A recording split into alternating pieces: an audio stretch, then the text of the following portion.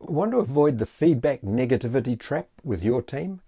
Make this one mindset change and transform your team to being more engaged, happy, and productive, and see how you can enjoy being a manager.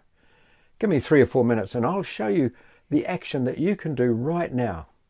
Imagine Michael Jordan's teacher saying to his mother, if Michael spent as much time learning geography as he does outside on the basketball court, he could have a much better chance of getting a job as a travel agent. Sound ridiculous, right? But that's often how you might be tempted to think about members of your team, or even yourself for that matter. In the traditional way of performance appraisals, this is what can happen.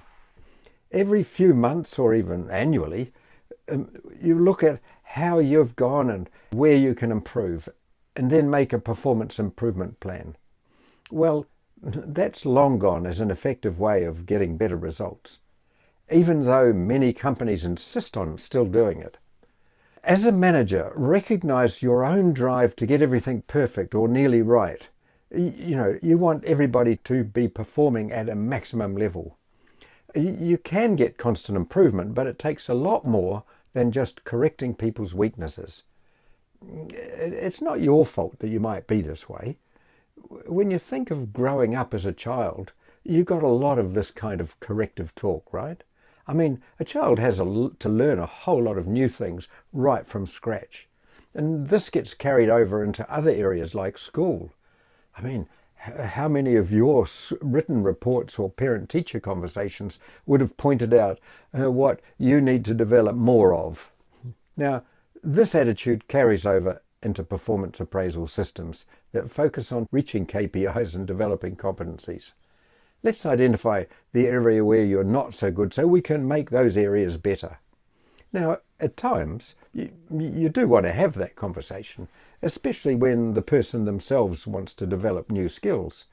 But that's the next level.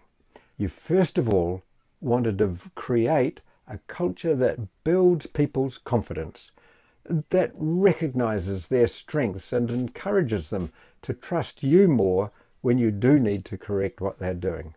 Here's the simple thing that you can do. Keep noticing people's strengths. Tell them what kind of contribution they're making and how this impacts positively in the business. Focus on giving people positive feedback. Give recognition for what they're doing well. Acknowledge their strength. Name what they're contributing to the team or the project. This is called a strength-based approach. It builds on what's already there rather than emphasizing what's missing. If you want to know how you can make these changes stick and become part of your effective leadership style, then book a free 45-minute game plan call with me. Let's see how you can avoid the feedback negativity trap and become a strength-based leader.